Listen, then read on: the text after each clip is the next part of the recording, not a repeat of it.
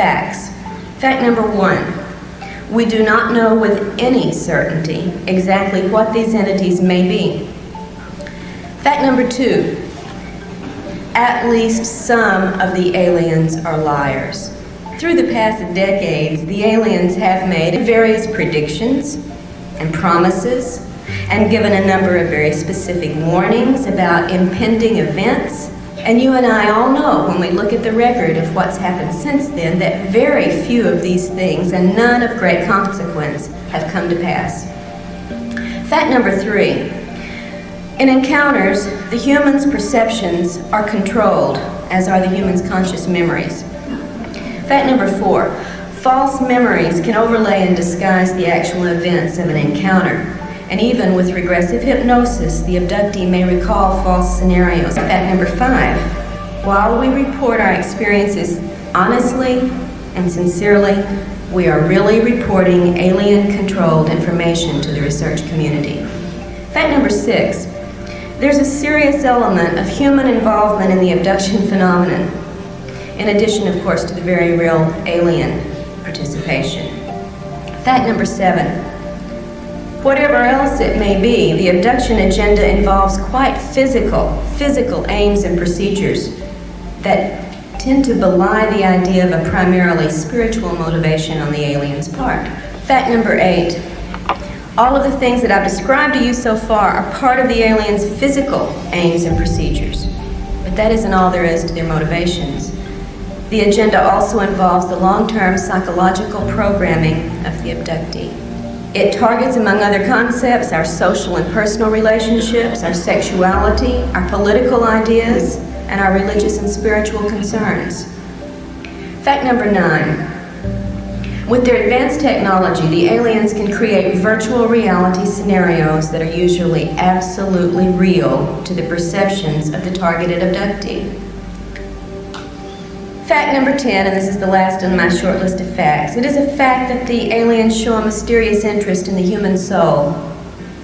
Now, this part of the phenomenon is so rarely discussed in public that I don't think we really have a good pool of data to proceed on a serious discussion, but I'd like to bring it up because it is a fact that the interest is there and mysterious, and we should be concerned. Those of you who joined us last week were probably amazed, as I was, by some of the latest research in the field of UFOs. There is so much to talk about, however, we were unable to fit it all into one program, so my guest again this week is UFO researcher, former state Senate candidate, and award-winning pilot John Lear. Mr. Lear, nice to have you here again. Always a pleasure to be here, George. To begin with, we have this concept of the people from other planets as little green men. Are they green from what you know? Are they all the same, or we got different kinds of them? George, there's at least 70 different species, and probably more. But yes, as odd as it sounds, there are little green men. That's not the ones we usually see, though. We see the little gray ones. They're about 4.5 feet tall. And we see the ones that are called the Nordics. They're about 7 feet tall, look like us, but they're invariably blonde hair and blue-eyed. They're one of the species that we have on ice. One of their crashes we recovered. Obviously, with different species, they have different motives. I mean, are there good aliens and bad aliens? Good aliens and bad aliens, and all kinds of ways and reasons for interacting with us.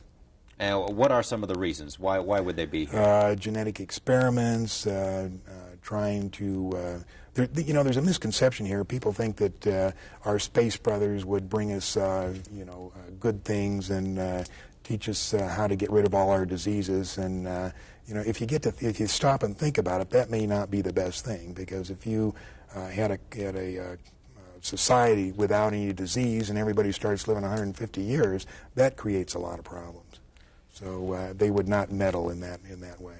You believe, in part, that the movies E.T., Close Encounters of the Third Kind, were not entirely just the creative products of some Hollywood director, that maybe there's more to that. Why don't you explain? They were carefully guided by representatives from MJ-12, who is this organization that is in charge of the cover-up, in order to get us ready for the release of the information that there are indeed aliens. And in both those movies, they used small little creatures and in order to get us ready for this release of information. So to prepare us that the idea of benevolent aliens from outer space are going to help us out. Unfortunately, they're not so benevolent. So they made probably one of the most disastrous mistakes when E.T. was put out. At that time was before we discovered what I call the double cross or the grand deception. And they were trying to get us used to the benevolent little creatures, but that isn't the case. Why don't you take a couple of minutes? Now, you've done as much research on UFOs as just about anyone, I'd imagine, and if you haven't done it, you know people who have. Where did it all start, and how have we put this picture together of where they came from and why they're here? Well, the whole thing started in July 2nd, 1947. That was the first crash. First crash of an alien spaceship. Of an alien spaceship. July 6th is when they recovered it and sent it to Wright-Patterson Air Force Base. July 7th is when they held the press conference and told the people it was a weather balloon, which the press bought hook, line, and sinker. September of that year, President Truman established MJ-12, and the purpose of that was to study the saucers and cover up the existence of UFOs. And you say we recovered alien bodies from that incident, right? 4 from that particular crash, yes. And what'd they do with them? They autopsied them. Dr. Detlef Bronk was the chief surgeon, so to speak. He was the one that named them EBEs. And it stands for extraterrestrial biological entities. And we captured 3 live EBEs. They were numbered in their order of capture: EBE-1, EBE-2, and EBE-3. Where did we capture? Where did this happen? In different crashes. EBE-1 lived with an Air Force colonel between 1949 and 1952. The EBEs are kept in an electromagnetic facility called a YY-2. It was designed by a Dr. Eric Wang, who worked directly for Dr. Kissinger, who has been in this cover-up since the very beginning. The reason they had to create an electromagnetic facility is the fact that the EBEs are so advanced, they're at least 500 million years advanced from us, and probably more. They can move by thought. Move by thought. And they can also disappear. But they can't move by thought through electromagnetic facilities. So they built this facility. There was 2, one in Los Alamos and one either at Edwards or up at the test site. At Groom Lake, Nevada. At Groom Lake. Now there's still one EBE still living, EBE-3, and there is a videotape that eventually is going to be released to the public, and it's an interview with him. As hard as that may sound, as hard as that may be to believe, there is a videotape of an interview with EBE-3. And what is this language that the interviewers are? I haven't seen the tape, so I don't know.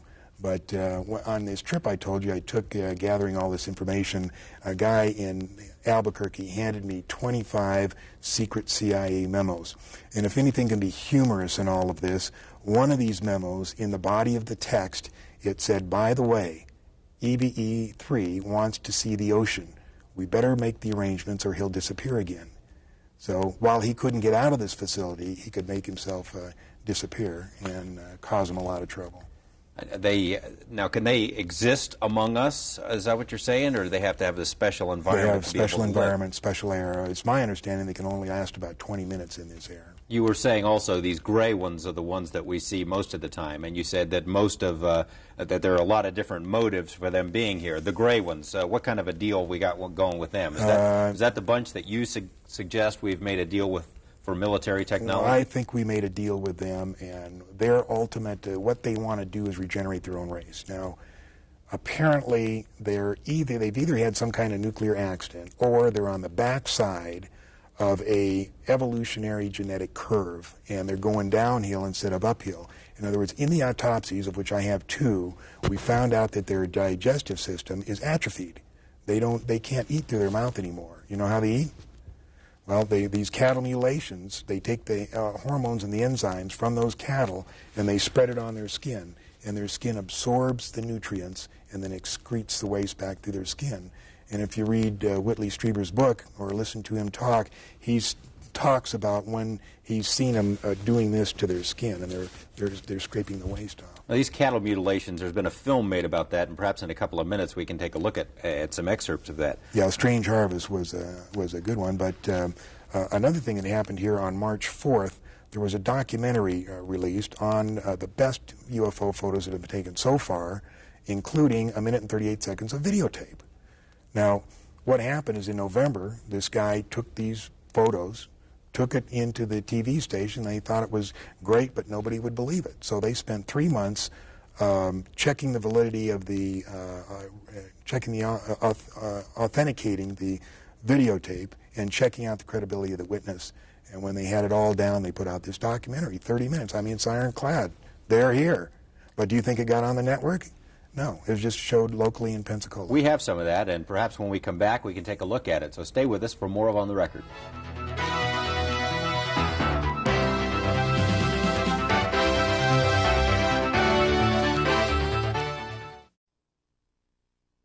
Primitive medical care of a species that had barely begun to conquer its own diseases.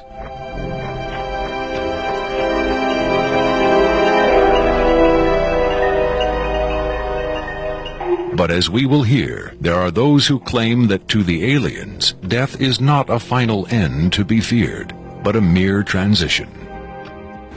It was in the late 40s and early 50s that the U.S. government's policy toward UFOs was formulated. Publicly, there was Project Blue Book, which made a great show of gathering data on all the major UFO sightings, finally declaring them all to be hoaxes, mass hysteria, or swamp gas. But secretly, there may have been another policy at work. Over the years, several documents have come to light which seemingly confirm that a clandestine group, Operation Majestic 12 Group, aka MJ-12, was formed by special classified presidential order on September 24, 1947, for the express purpose of gathering information on UFOs and extraterrestrials, while at the same time keeping such information not only from unfriendly powers, but from the American public as well. If indeed Area 51 has become the nation's repository for alien technology and possibly alien visitors, then the extra-constitutional justifications for such secrecy were developed in the MJ-12 Group's planning sessions. James B. Forrestal, Secretary of Defense under President Harry Truman, is widely accused of being the mastermind behind the creation of MJ-12.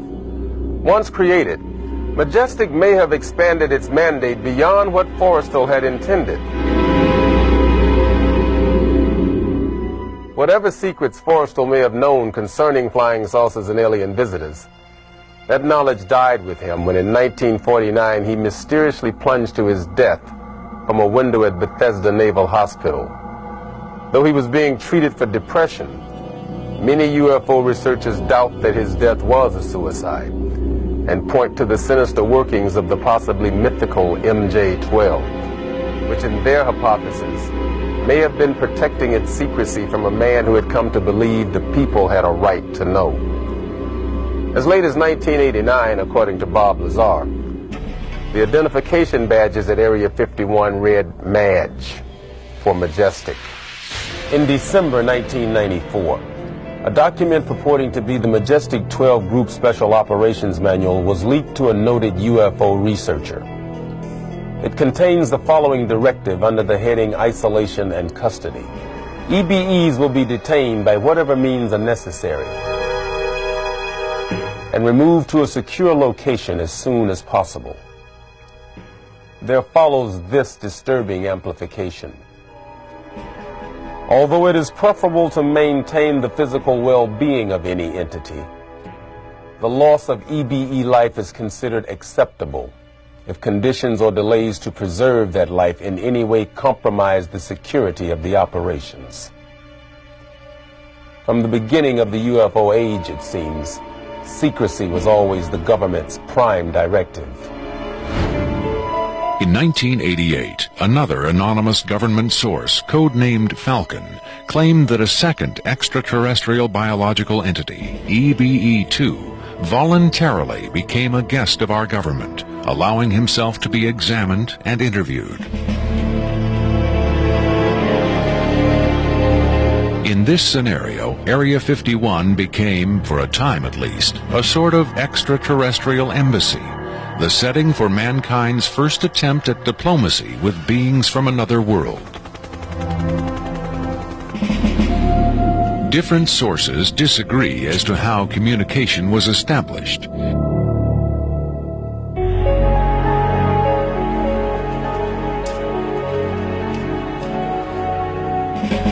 There is universal agreement that the EBEs are incapable or unwilling to speak human language. In addition to the pictographs used by EBE-1, it has been reported by Falcon that in the early 1950s, EBE-2 was fitted with some sort of artificial voice box, allowing him to speak words, and that he learned the English language very rapidly. Other sources doubt this story, however. By our kind, do you mean we Americans? What has been reported most persistently is that the aliens communicate via thought projection, or telepathy. Would have been tortured, made to give up their secrets, instead of questioned in this friendly manner. We cannot be forced to communicate. Has it been tried? Not by us. We speak to who's ever willing to listen.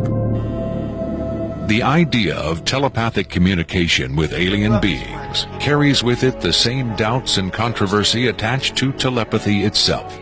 Do the practitioners of this ancient art really have the ability to read minds? Or are they crafty charlatans who simply tell the listener what he or she wants to hear? If the cynics are right, then the self-proclaimed telepaths recruited by the government in the 1950s were playing an astoundingly daring hoax by claiming to speak for the mute visitors from the stars. Defenders of telepathy call this notion preposterous and point to the long history of government-funded research into mind reading as proof that their science has merit. In the last 4 decades, there have been persistent, often contradictory rumors and even eyewitness accounts of other alien visitors meeting secretly with military or government officials. But what about today? The Tester Corporation has recently come out with a model kit of Gray, the extraterrestrial life form, and a scale model of the so-called sport model, the UFO Bob Lazar says he studied at Area 51. This UFO kit has quickly become one of the most successful model kits in the history of the company. If the military is, in fact, conducting tests of extraterrestrial spacecraft at a very bright, intense light that was pacing the car.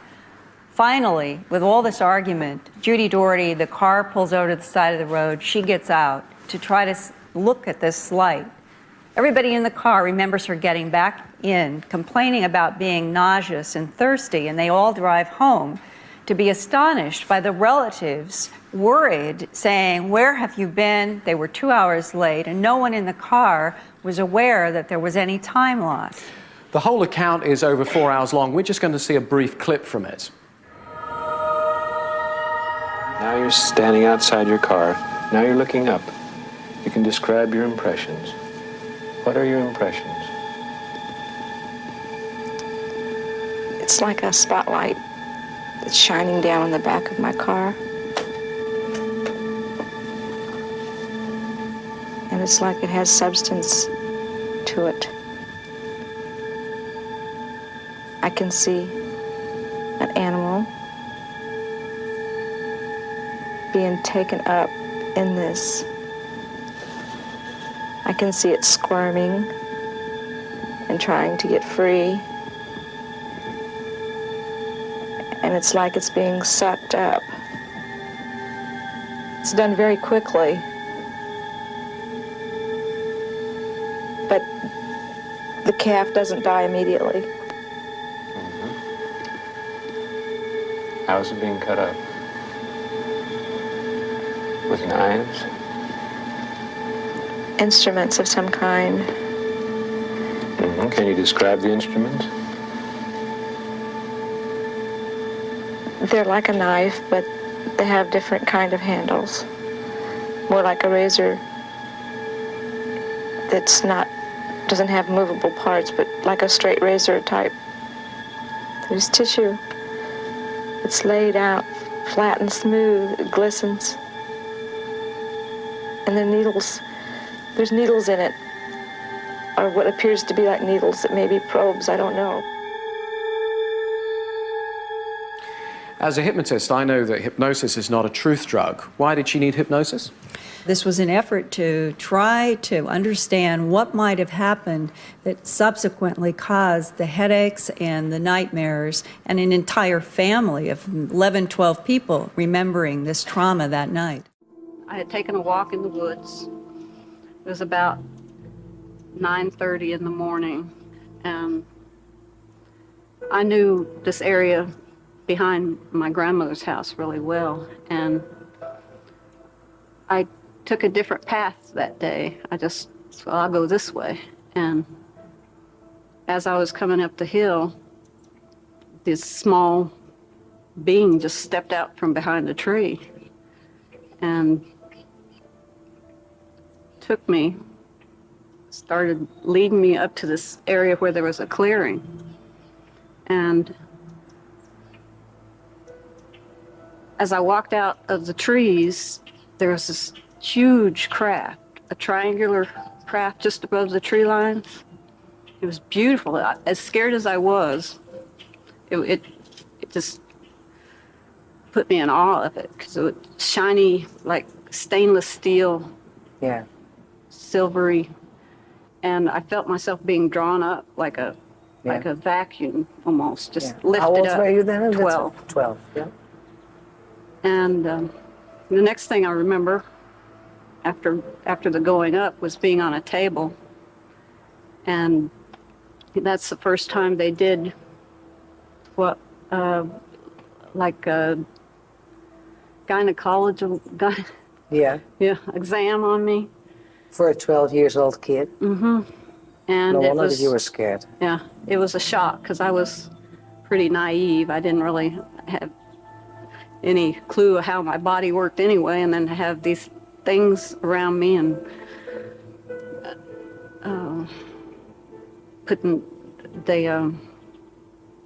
they checked me out and they put something in me, and it was really traumatic at the time. I feel like it sort of took some of my innocence away at the time, and it bothered me. Have you any idea what they put inside you? It was an instrument. I don't really know. It was like a tube-like instrument, like a gynecologist would use, in a way. Can you describe the aliens for me? How did they look like? They were small, about that high, and no hair, large dark eyes, just a little, like a bump and 2 slits for a nose and a slit for a mouth that never moved. Well, maybe it might open a little bit, but as far as jaw movement, there wasn't any. Hands and feet? Mm-hmm. I remember 3 fingers and a thumb.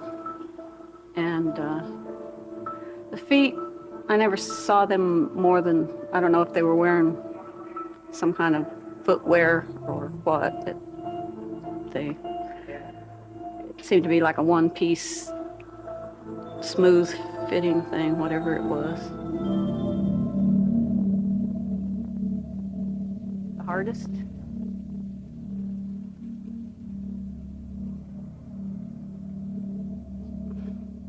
Was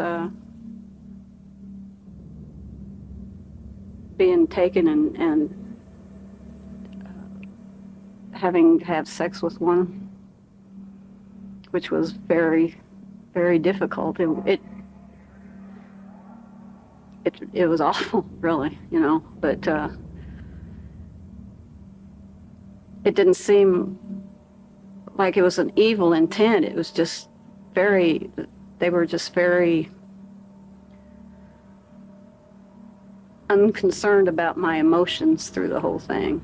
It seemed to be an experiment of some sort with a type of a mixed being, not just like the little one I described, but different. Mixture? Mm-hmm. A mixture of a human being? I assume so. I mean, it looked a little more like a human than these other kind did. Have you ever seen children or mixtures? Yes, I was shown several. Some were mine. They told me were mine. Some Do you really think that they're yours? The first time I was shown one that they said was mine, I was 15. And they brought me into this room. It was dimly lighted except for this little container. And I was kind of urged to go look at it. And it was a little small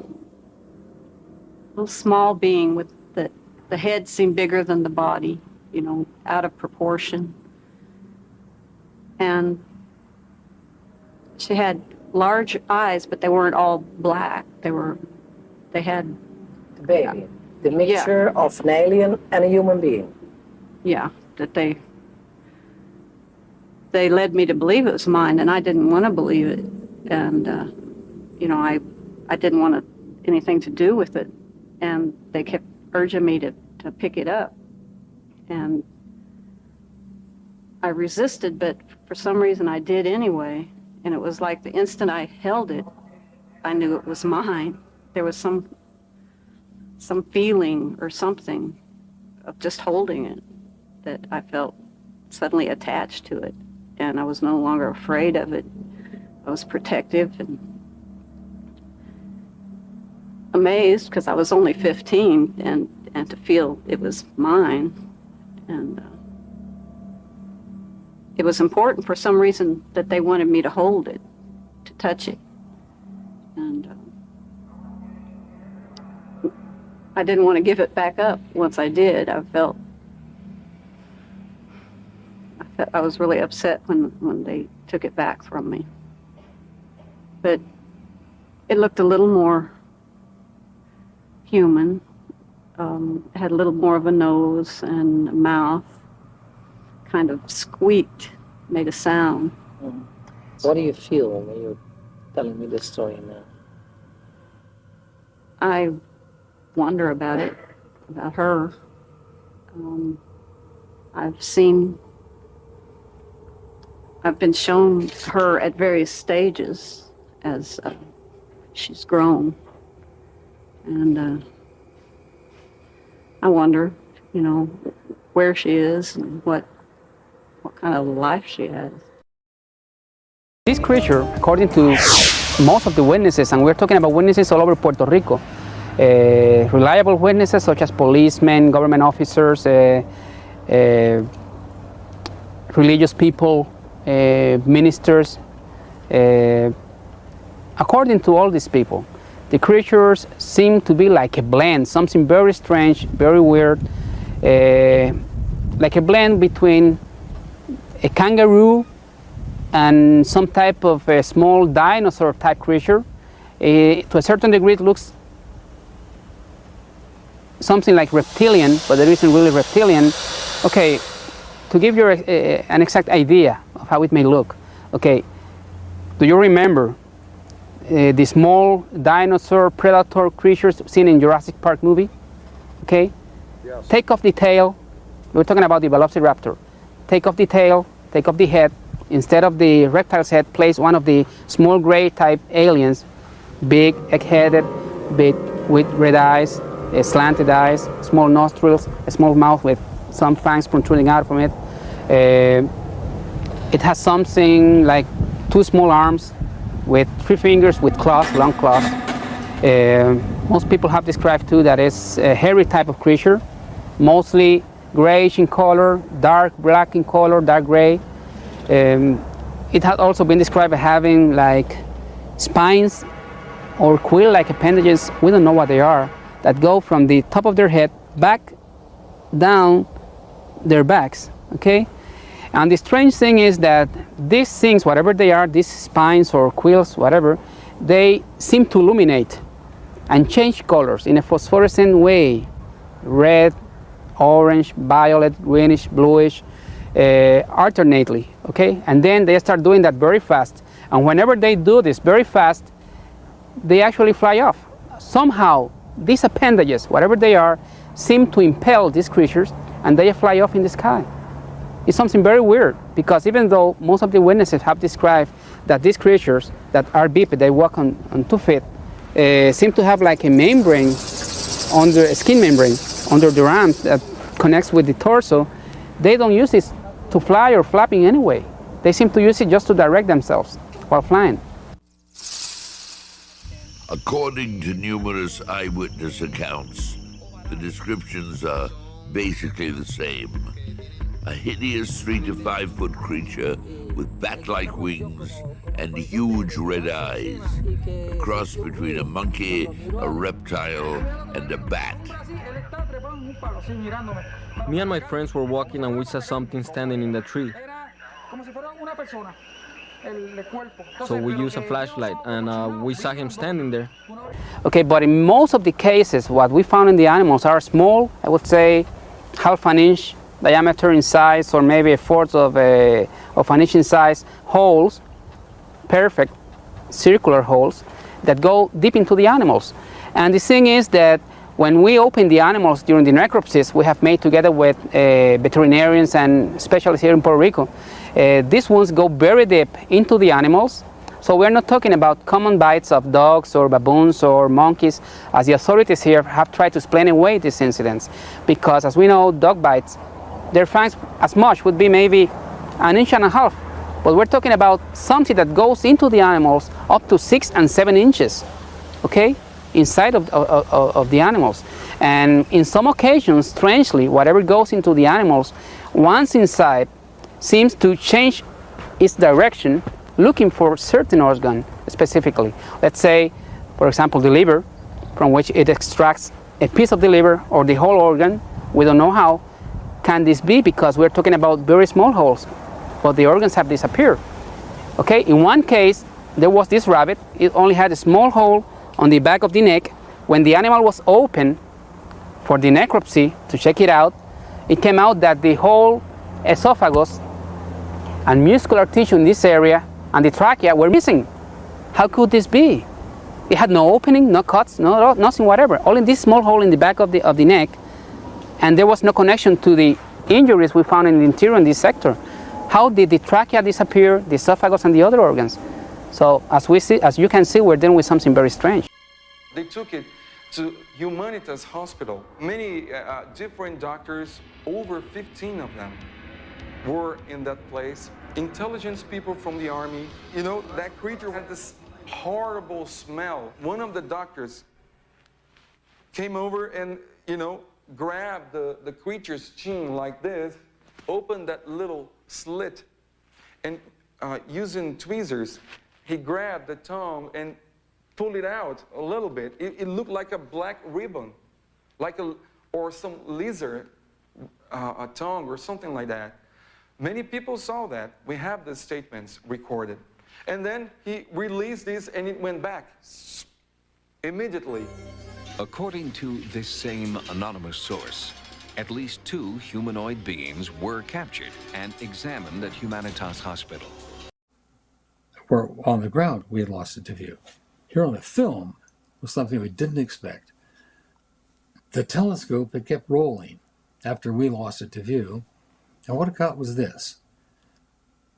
In the frame, which had our warhead and our nose cone flying along at 8,000 miles an hour, like that. As we watched it, there was a discharge of something very metallic and shiny. It turned out to be aluminum foil that we launched in front of the warhead, so that the stupid Russians would shoot their missile at the chaff and not the warhead, which we ejected into a slightly higher orbit. As that was flying along at 8,000 miles an hour, I was dumbstruck, going, wow, this is incredible. But then it got even more incredible. Into that frame flew another object following us. And it flew in. Now we're going 8,000 miles an hour. This thing came into the frame, flew up to the dummy warhead, shot a beam of light at it, went around like this to the top of the warhead, shot a beam of light down at it, proceeded out here in front of it, 8,000 miles an hour, right? Boom, shot another beam of light at it, and went down like this and shot another beam of light at it, and then zipped out of the frame faster than it had come in. At that point, the dummy warhead tumbled out of the frame. A UFO shot down a dummy nuclear warhead. That's what happened. Now, speaking to Robert Hastings, and he was suggesting that we show the animated portion of his documentary, and I want to play this here because it reinforces or sort of illustrates what you saw. And I'm curious how you feel, how accurate you would say this simulation is, or this whatever you want to call it. Anyway, here it is. That is the nose cone opening up, the chaff flying out in front of it, and then the warhead coming out, and see a little rocket motor on the bottom of it, ignites it, and it shoots it into a slightly higher orbit than the chaff. That would certainly fool the Russians. We could go down and obliterate Moscow. This is a better idea of what it looked like to the camera, because this came into the frame. It was a saucer-shaped object with a dome on top of it. It shot a beam of light at the warhead, hit it, flew up over it as I described, hit it with another beam of light, flew in front of it, hit another beam of light, and another beam of light from the bottom, and zipped out of the frame. The warhead tumbled out of the frame. Now, go ahead, sorry. That animation is exaggerated size. The object to us on our eye was relatively small. That would be what you saw in there would be if we could magnify the small object, that's what it would have looked like. And the light that came out of it, did it appear like how you would characterize a laser? Like, what was the quality of it? Was it something you had seen before? I'd never seen anything like this light, this particular light. It wasn't a laser because it wasn't straight. It wasn't a directed energy beam. It was more like miniature lightning bolts, or like a plasma, because it shivered as it went. Lasers, are straight lines. They don't move around and vibrate. This thing vibrated. These lights vibrated. Did the object, the saucer-shaped object, did it have any lights, or was it just strictly metallic as it was shown in the video? We couldn't make out any lights on it. It looked like pretty much like we've done in this animation. Mind you, it was much smaller than the animation is. Understood. So, okay, Major Mansman, who was a fighter pilot and who knew about aiming and shooting out of flying objects, he was the one who, with a magnifying glass, a high-powered magnifying glass, took the 35 millimeter film and examined frame by frame what you just saw. He's the one who described in detail the exact shape of the object and the chaff and all of that stuff you were looking at. When I gave my first testimony in written form, I got jeered, laughed at, and called an idiot, and all kinds of other things, which people love to call me anyway. And after my letter appeared in the MUFON Journal, describing what I just described to you, Major Mansman came out and said, what Lieutenant Jacobs described in that article is absolutely what happened. He verified my testimony. Now, people can throw aspersions at me because, frankly, I don't give a damn. I'm too old to care anymore, number one, and I never cared in the first place. You can call me a liar all you want, unless you say it to my face, in which case I'll deck you. But you can't call an American hero like Major Florence Mansman a liar. He did not lie. He did not lie. He wouldn't lie. When he verified my testimony, I felt exonerated. Like, yes, thank you, Florence. Thank you so much for not making me look like an idiot any more than I am. Now let's rewind back to the interview. So you go walking into this room. They show you this film. Firstly, any idea who these two men in gray were? Where they were from? Major Mansman confirmed what I thought. I said they were CIA, and that's what he said he thought they were as well. Remember, this is 1964, and we didn't have as many alphabetized organizations around in '64. So here, let me finish up with what he told me when I was leaving. He said to me, "Were you guys screwing around up there?" And I said, "No, sir." He said, "Then what was that?" And I said, "It looks to me like we got a UFO." He said, "You are never to say that again. As far as you're concerned, Lieutenant Jacobs, it never happened." The two guys across the room with the steely-eyed and the gray suits stared at me as if to say, "Yeah, don't cause trouble, buddy." So having been told it didn't happen was different than being told it was classified. I was not told that, which led me later on to be able to say, I didn't sign an NDA. I wasn't told it was top secret. I was told it didn't happen. So I'll tell the story, and if you don't believe it, well, it never happened. I guess that's why I didn't go to jail. While flying a transport from Keflavik, Iceland to Argentia, Newfoundland, at about 10,000 feet, this was at night, I happened to observe a little bit off of the bow, about 10 or 15 degrees on the water below the horizon, a yellow glow that appeared as though we were approaching a city at night.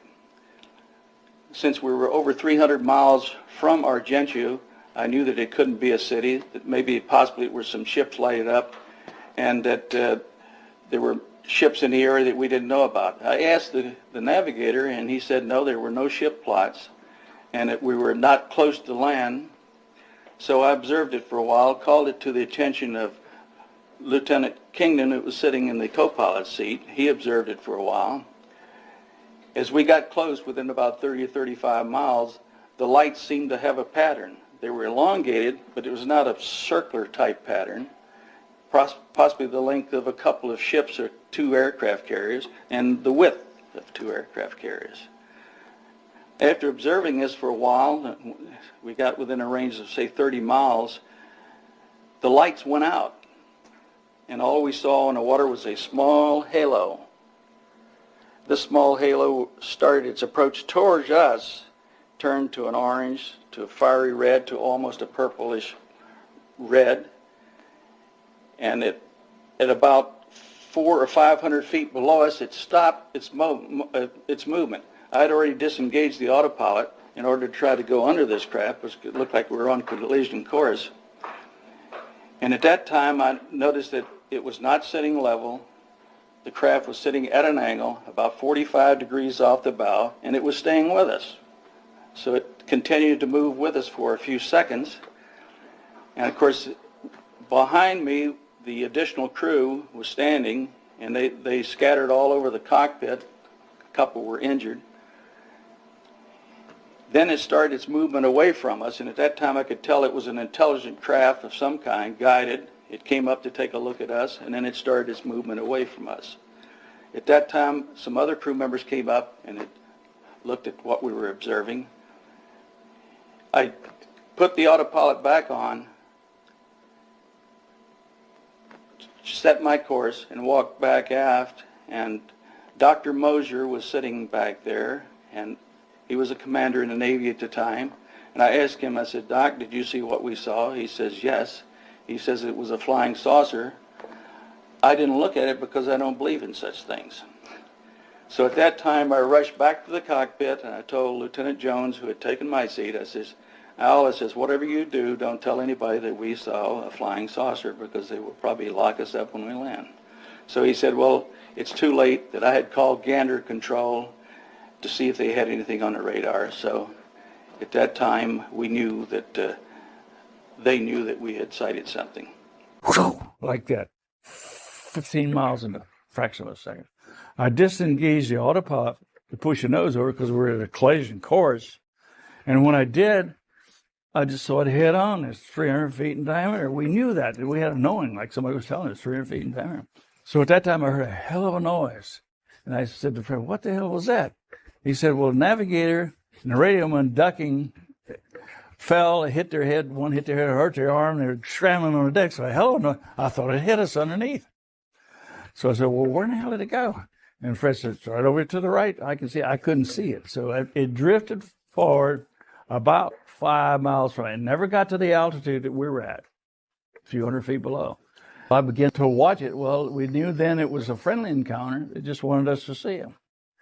So then I went to engage the autopilot again. The magnetic compass was doing like this. And the bird dogs, which is direction finder, the two bird dogs, they were pointing right at this thing, just vibrating like this. And there was a lot of electrical things in the airplane that went haywire. So I told Fred, did you see that coming? He says, it was close. It was doing this.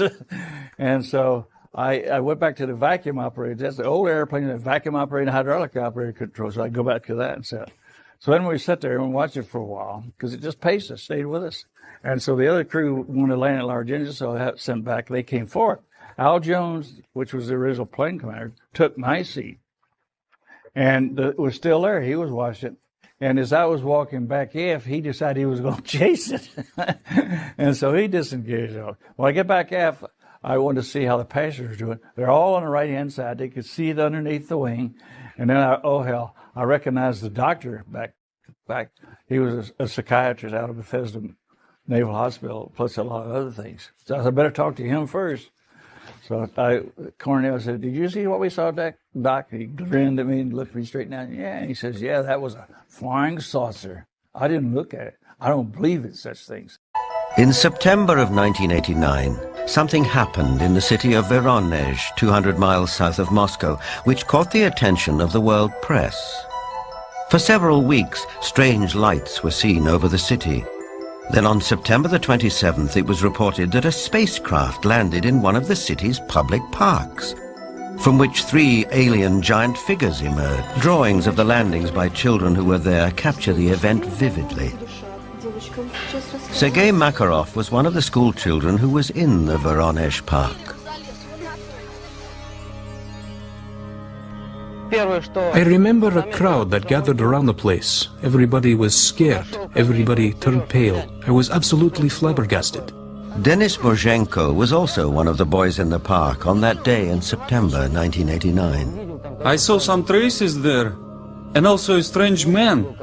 Outwardly, he looked like any other man, only he was huge. A moment later, he suddenly disappeared. I had no doubt that the UFO and the giants existed, because I saw them. But sometimes when I look back, it seems sort of like a fairy tale. The creatures started coming out. They did not look too much like humans. They were much taller than humans. They did have shoulders, but I didn't see the head. We walked. We look and see this ball, such a brilliant iridescent flew. We ran to that gate, reached and stopped. It hung there. Where is the object headed? Here, it flew, then hung at the level of a poplar tree. What is poplar? This one, nearby. Right at the level of the top of the poplar tree hung? No, where? in the middle part of it. Show it not as you are told, but as you saw it yourself. Here, well, somewhere over there. Could you see this lamp on the pole, approximately at this level? And so clear, near the poplar. Yes, and right here, where Yura Sergachev right there, sat down there, landed, and the light changed, stood for 10 minutes, or maybe 5 minutes.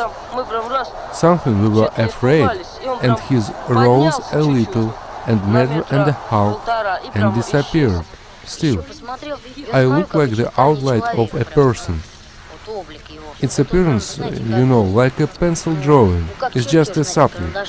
Only his head was big. What were your ears like? It was like your ears. Did you notice? There were no ears at all, and no hair, bald just. What about eyes? Maybe it were nose? The eyes were there, and there is the nose. You know, that's how it diverges. Why? He was about that height. We didn't see his face. Black himself was.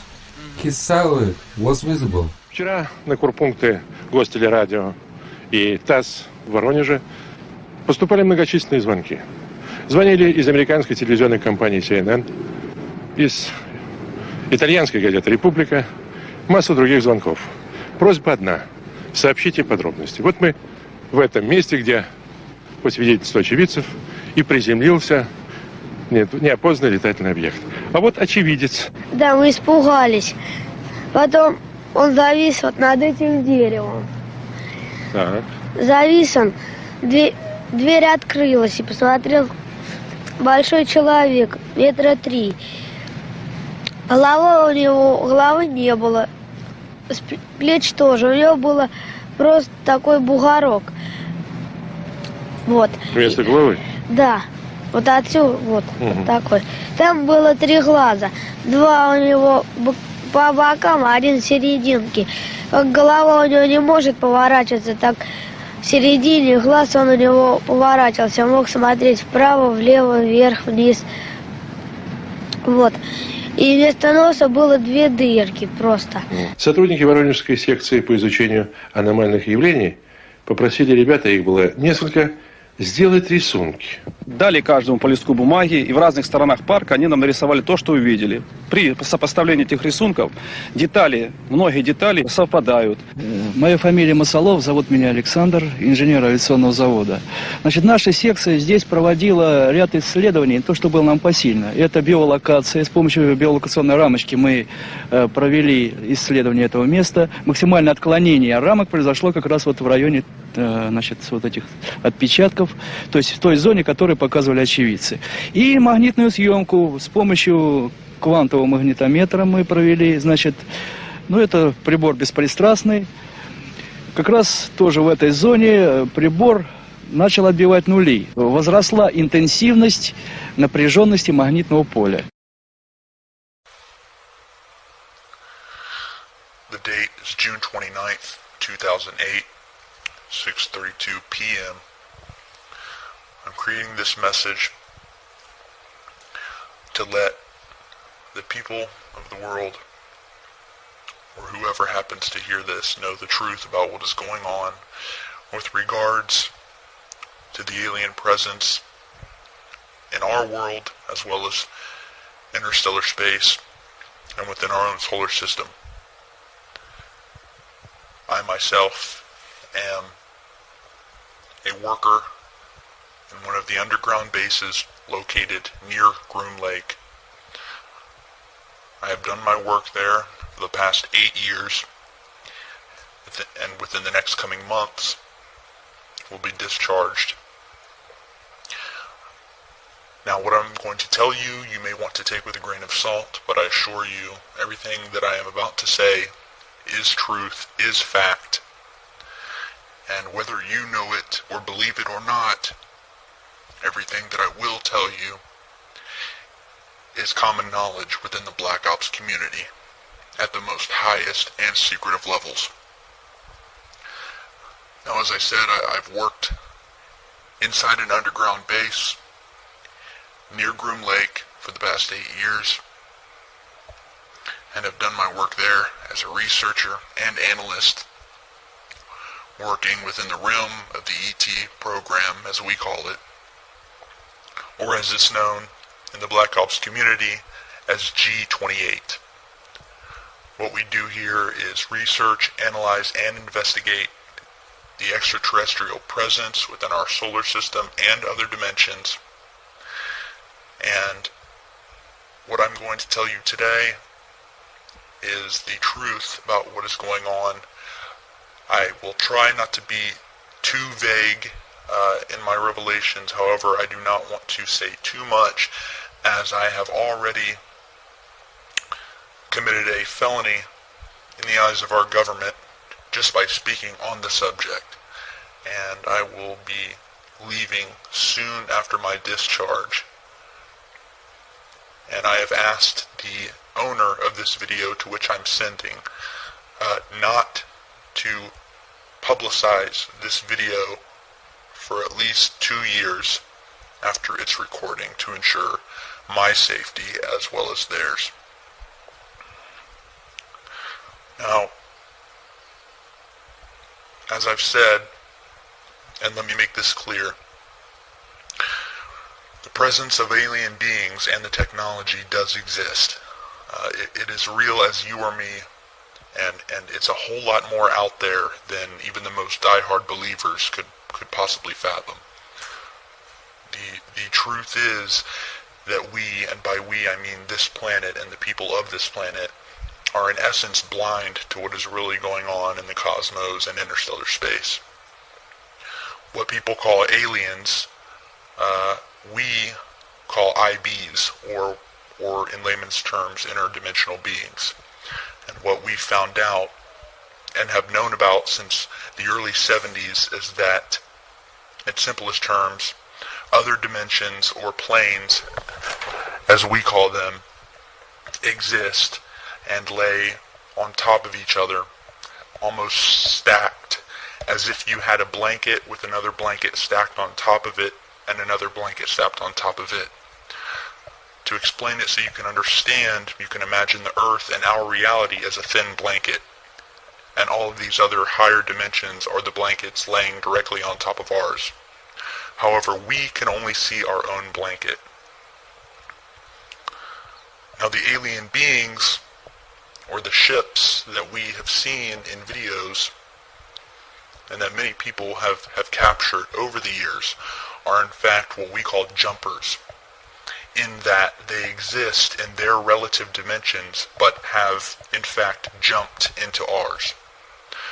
We have discovered that most of the time we are unable to see them, as they are at a wavelength indifferent to our own, and our senses, eyes and ears cannot detect.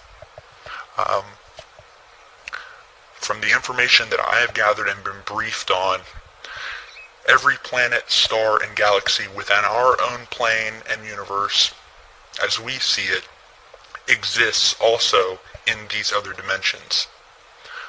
We've detected that we know of and that I've been briefed on at least 4 other dimensions that do exist.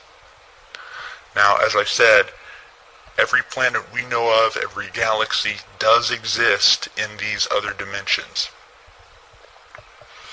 However, with each new dimension, each planet, galaxy, star takes on a different form. To explain it in the most simplest terms, you can look at our own planet, Jupiter, which is in the outer reaches of our solar system. Now, to us, it's a deadly gaseous planet, completely uninhabitable. However, when you look at Jupiter in an elevated dimension, you will see that it has completely changed in all forms. You will see that it's no longer a deadly ball of gas, but is now solid, has a different color, and is now inhabited. We know for a fact this is true due to the fact that the government has the technology to detect these higher dimensions and actually get a small view of what the solar system looks like on the other side, as we call it, in these other dimensions. There is much we do not know about the universe and how it works. However, here are the facts that I can confirm as truth and were made known to me, and that I and the other people that I worked with have been briefed on. Now, we are not alone in the universe. There are alien beings within our own dimension of space, as well as other dimensions. The planet Earth is an early stage, I guess you could say, training ground, if you will, whereby which we as beings will live until we advanced to the higher dimensions. Now, we are not the bottom of the food chain, and we have discovered that there are at least 2 dimensions below our own plane. But that is as far as I will go regarding that. Now, I'm getting a little bit low on time, so I will leave you with a few other important things that people will no doubt want to know about later in time once this video is made public. Now, these are things that I have been briefed on by my superiors and that are common knowledge in the Black Ops community.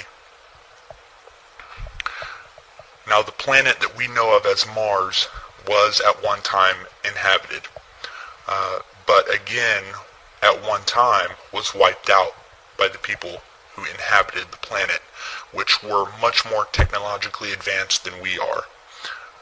Which we discovered by testing and analyzing the chemical residue found from the blasts around the planet, as well as artifacts that we've also discovered on the planet. including the infamous glass tubes seen in the few of the publicly made photographs from NASA. Now, these are not glass structures, but a glass-like material that is about 1,000 times stronger than any material or steel that we have on our own planet. These tubes were used as a means of travel underground and above ground by the people who inhabited this planet. It is thought from our research that there are still an ET presence inhabiting Mars, but again, this is as far as I will go, and that I was briefed on regarding that matter.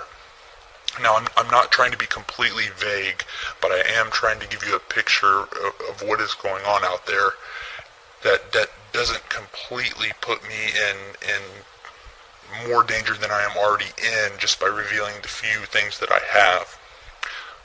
One of the last things that I will reveal, and that is definitely a fact, and that I have been briefed on, and that many other people involved with the Black Op community have been briefed on, and that is our own moon, which does in fact have alien bases on it, and also has bases from our own government. Now, there is an ET presence, which is primarily located on the dark side of the moon. The Apollo program was in all actuality a reconnaissance mission so that we could research what was exactly there and who. You will notice that many of the photos from the Apollo missions have airbrushed out buildings and bases, and this is the truth of the matter. About half of the video that you will see that is documented from the Apollo missions was in fact shot here on Earth at Area 51. In fact, if you look at satellite imagery, you can actually see what's left of a crater field created at Area 51 that was used in the filming. Now, the truth is that most of the footage from the moon was simply cluttered with bases, with alien buildings, and from what one astronaut said, and I'm quoting, what were a constant presence of alien vehicles flying over the surface, cluttering up the footage. So again, they showed the American people what they could and recreated the rest here on Earth that they couldn't show. From what we know, the dark side of the moon is where most of the alien presence is located. It's a more primitive alien race from what we can see, and our research tells us.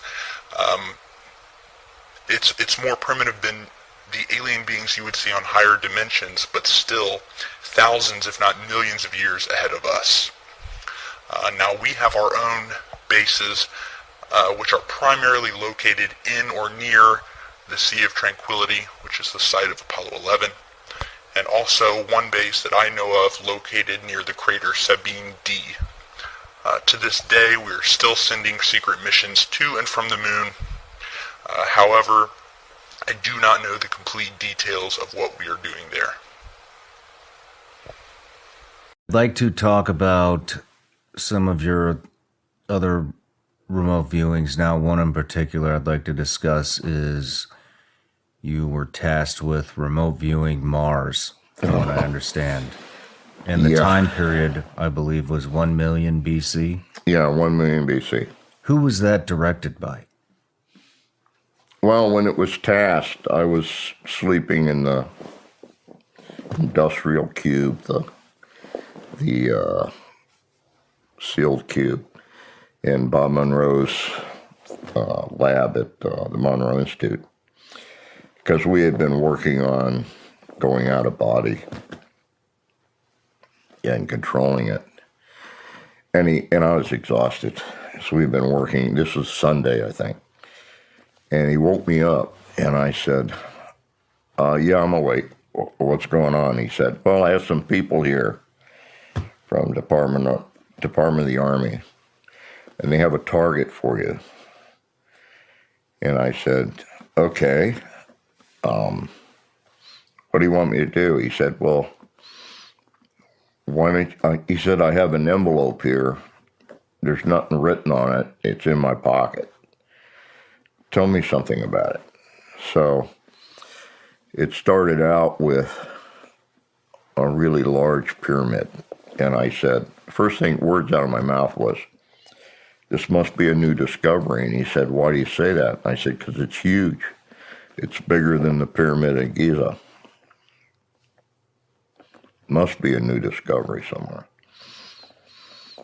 And then he said, well, tell me something about it. That's what I want to know.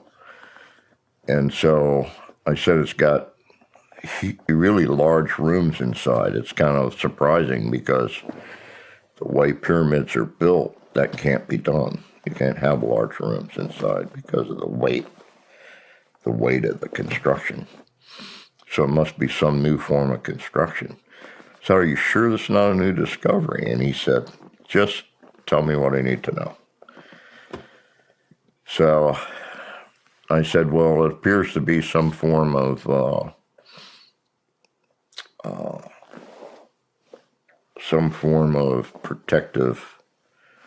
protection of survivors of some cataclysm. And they're in stasis. They're waiting for somebody to come. I said, but I think it's too late. I think they're all dead.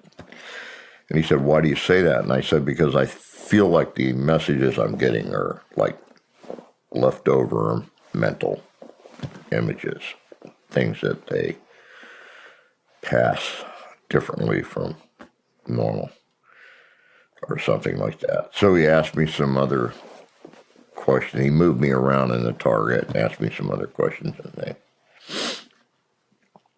And it turned out there were 6 specific targets that I was given in that particular case. And all 6 of them I described exactly what was standing there. And when I say that, I mean what was also pictured in negatives by JPL, Jet Propulsion Laboratory, California. And so I finally said, it's like a special race of people or something. I'm getting humans just like we are, but I'm not so sure they're humans like we understand human, because they're way bigger. So what do you mean? I said they're like 10 feet tall, really huge, but they're proportionately the same and very human-like. So I don't know what's going on here. I said, and the sun looks really weird. And he said, I don't care about the sun. Tell me more what's on the ground. So he was being a pretty good monitor at the time. And so we basically finished the whole line of it. And I came out. I said, what's going on? And I was introduced to these people. And the guy that had brought them was Fred Atwater, my old training officer. So this was, as far as I was concerned, was an active mission because we were still doing remote viewing with the project. And so I said, so where is this? Is this a new discovery or something? And he says, well, Bob's got the envelope. It has a target identified in it. And Bob said, oh yeah, I got it right here. And he pulled it out of his shirt pocket and was opened it up as an envelope. Nothing written on it. And so he opened up the envelope, and inside it said Mars, 1 million years BC. And I said, wow. I mean, what are you going to say? But everything that's actually on the ground, I described. There is what I decided to do was the next time I was in California, I was going to go by JPL and get copies of the negatives because somebody said, oh, it's all BS. And I said, no, I think they're pictures, specific pictures for the different GPS locations. See, these were all GPSs that they read to me while I was in the box. The GPSs, in my mind, were for Earth. I never heard of GPSs for another planet. It turns out every planet in our universe has got GPSs that match the Earth's because they're all spherical, as well as the moons and everything else. So I didn't understand it to be off the Earth. I thought GPSs only worked on the Earth, so that's why I kept thinking it was a new discovery. But it turned out I went to JPL, and I walked up to the counter, and I had the actual card that had the GPSs written on it. 6 or 7 GPSs. I think there were 7, and I just didn't do the 7th because I was too tired. I worked on it for maybe an hour and a half, and I was tired anyway from working all day. So I walked up to the desk, and the guy said, "Can I help you?" And I said, "Yeah, I understand all the pictures taken in space belong to the American people." And he said, "Of course they do. It's taxes paid for them." I said, "Okay, I'd like to see all the pictures for these GPSs." And he took one look at the card and said, "Oh, that's the old city on Mars." And opened the drawer and pulled out a packet and handed it to me. And inside the packet are all the negatives. And I blew up the negatives, and guess what's in my book? Everything I described. The old fort, pyramids, big impact crater with a road running through it. There's a road runs straight as an arrow for 1,200 kilometers on Mars that go right through the heart of a huge impact crater. And where the road come through, you can see where the impact crater has been modified to let the road through one side and out the other. Now, here's the thing that made it real for me.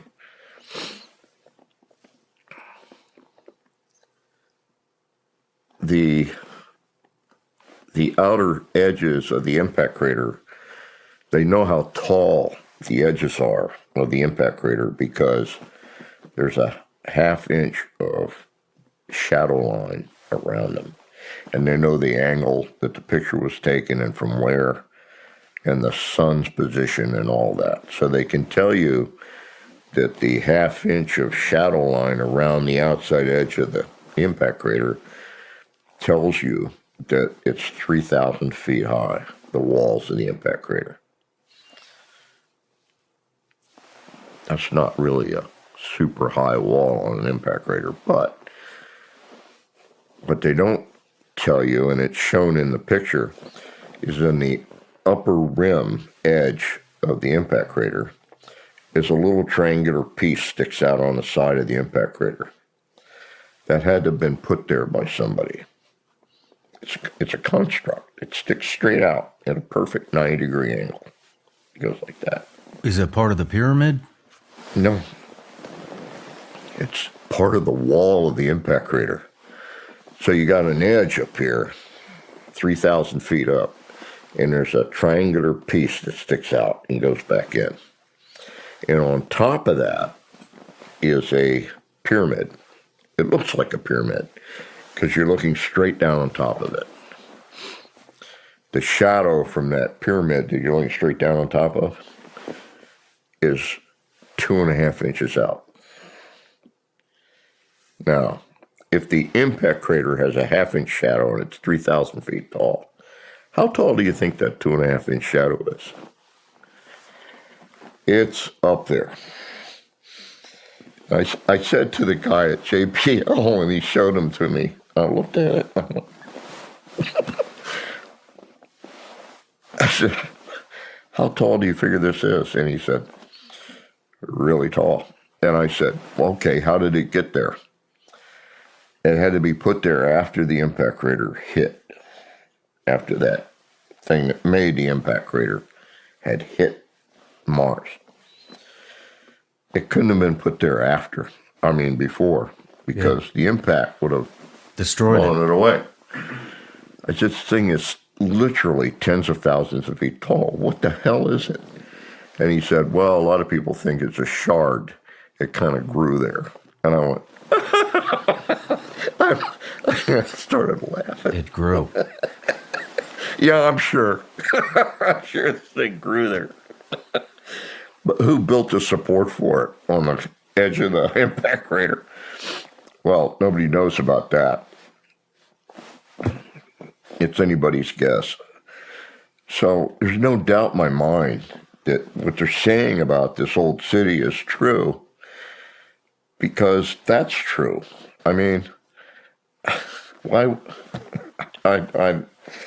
It's like I ask questions about it, and they just look at you like you're stupid and say, well, we don't know. Why did you take pictures of that area of Mars? We don't know. How do you think that got? Well, we don't know.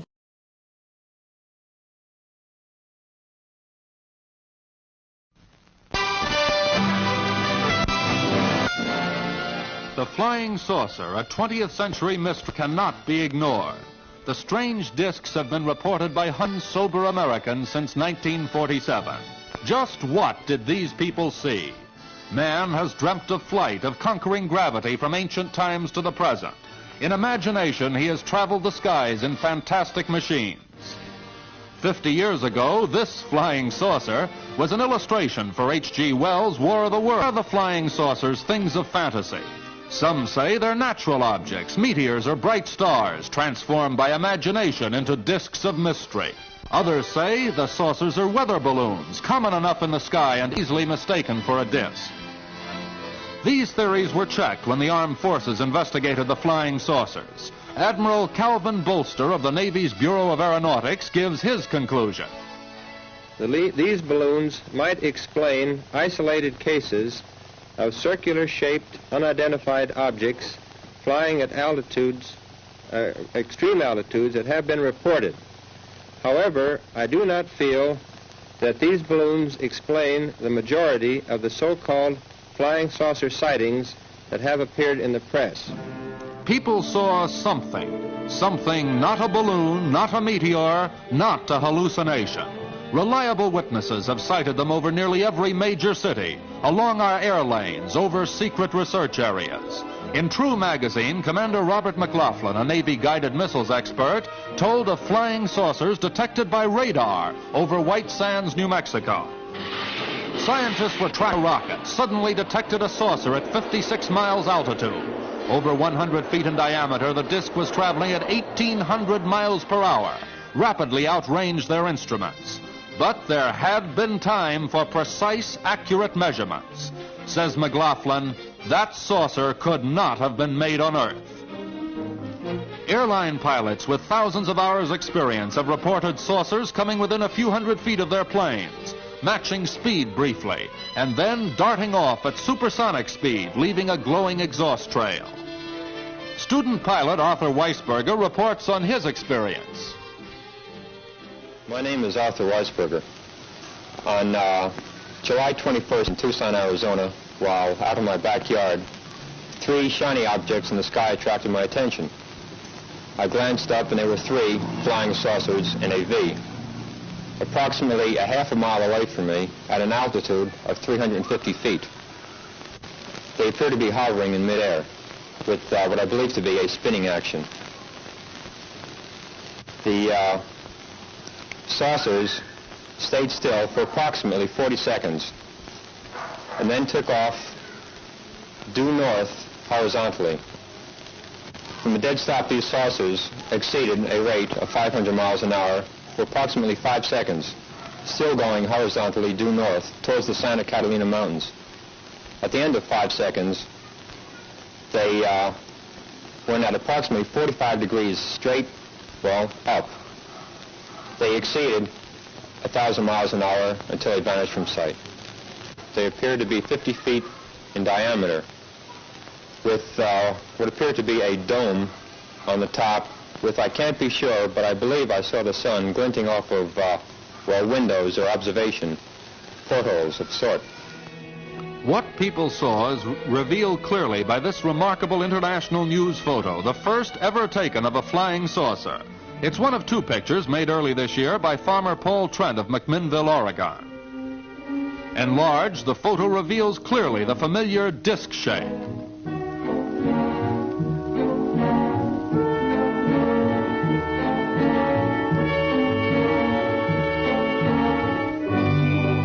Trent was able to snap only 2 photos of the saucer.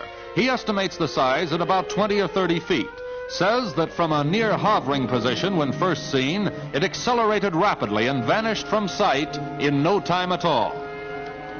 Note the control tower in the center, referred to by Weisberger. This enlargement shows it to be vertical compared with the saucer's angle of flight.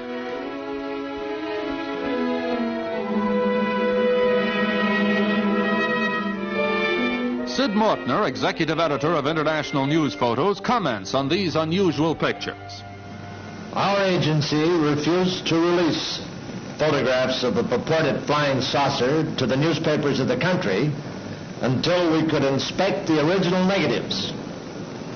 We now have the negatives in hand, and I can vouch for the fact that they have not been retouched or faked in any way, and that they are indeed actual photographs of a so-called flying saucer. Latest evidence in the saucer mystery are these exclusive motion picture films from Louisville, Kentucky, the first scenes ever made of a flying saucer.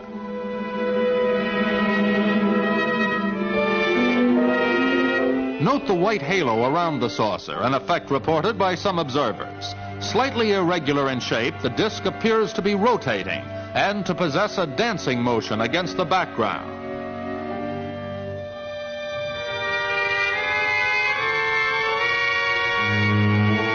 A staff cameraman of TV station WHAS was on routine assignment when he heard a loud whooshing sound overhead. Looking up, he saw the saucer hovering in the sky. After 2 minutes, the disc accelerated and vanished directly upwards. An investigation revealed no weather balloons aloft at the time.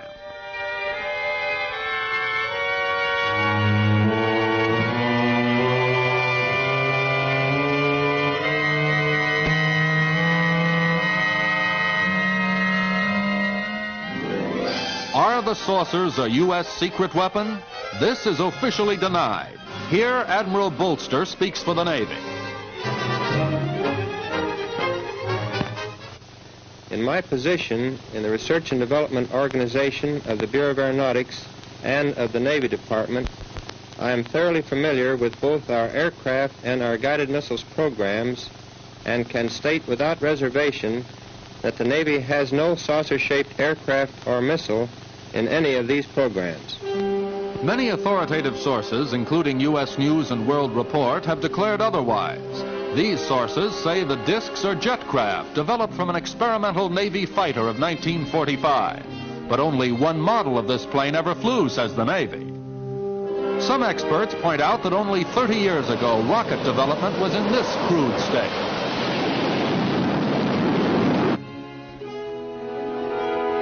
In 2 decades, German scientists developed these primitive rockets into the fearsome V-2.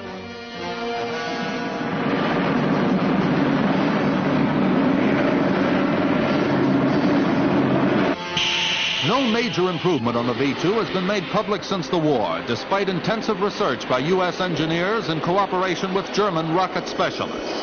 Are the saucers the secret descendants of the V-2?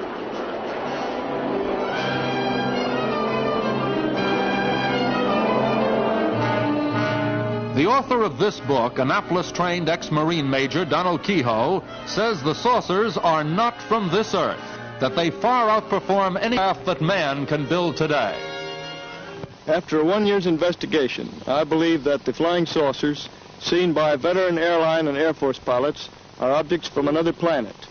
The Air Force itself has officially admitted that flying saucers exist. This statement appears in Project Saucer Case number 75. Not only that, the Air Force has officially analyzed the motives of possible visitors from space. Here is a direct quotation from the official report. Such a civilization might observe that on Earth we now have atomic bombs and are fast developing rockets. in the past history of mankind, they should be alarmed. We should therefore expect at this time above all to behold such visitations. Agreeing with Kehoe is Commander McLaughlin. From his observations, we the people constructed this model of a flying saucer as it might appear in interplanetary space.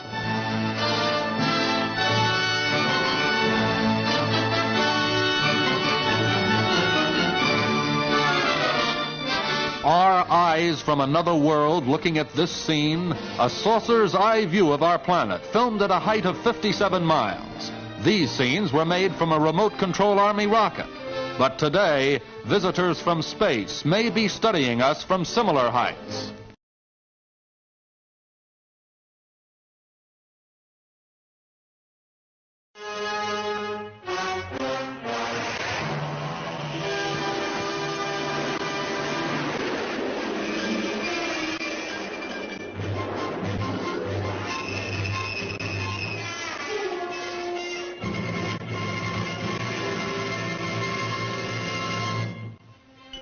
From out of nowhere, the flying saucer mystery is with us. What is the flying saucer? What do people see and sometimes photograph? What's behind the daily reports of aerial phenomena in the nation's press? After more than 5 years of study, there is still no agreement, even among the experts. We can say that the recent sightings are in no way connected with any secret development by any agency of the United States. With all due respect to the Air Force, I believe that some of them will prove to be of interplanetary origin.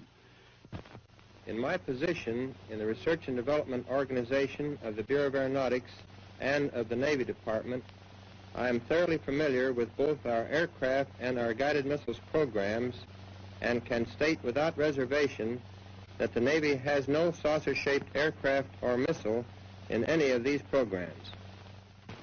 I glanced up and there were 3 flying saucers in a V, approximately a half a mile away from me at an altitude of 350 feet. They appear to be hovering in midair with what I believe to be a spinning action. What are these shadowy voyagers of the atmosphere? While our forefathers were still dreaming of flight decades ago, they sketched these aerial vehicles of the future. Strangely, some of them resemble the saucers of today.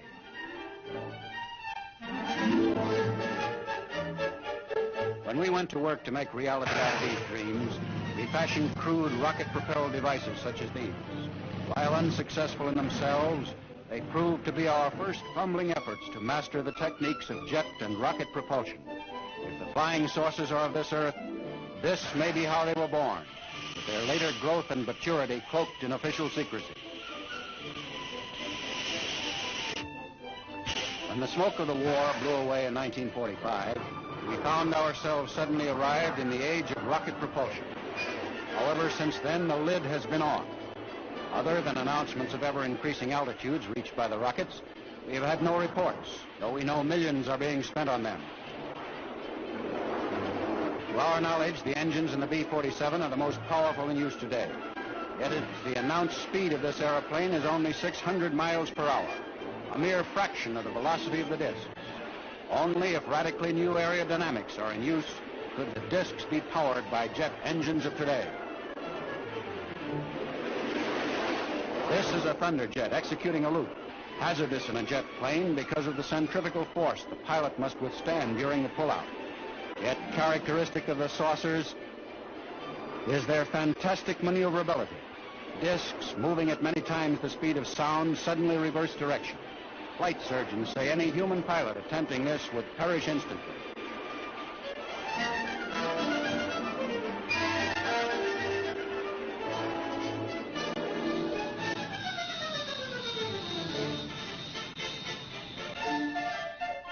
Likewise, saucer reporters agree that the new jet helicopter was not what they saw. If not conventional aircraft, then what did they see? They appear to be 50 feet in diameter with what appeared to be a dome on the top with, I can't be sure, but I believe I saw the sun glinting off of, windows or observation portholes of sort. Is this what Weisberger saw? This disc was photographed by an Oregon farmer as it hovered low over his field.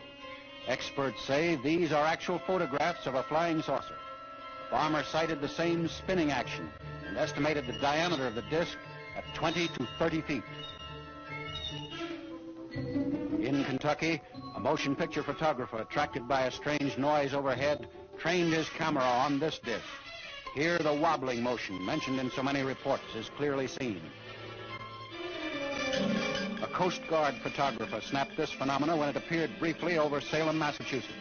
The incandescence seen here was bright enough to stand out in broad daylight. What may have been the same phenomena was photographed at night by August Roberts, who has this to say about it. What do you think it was?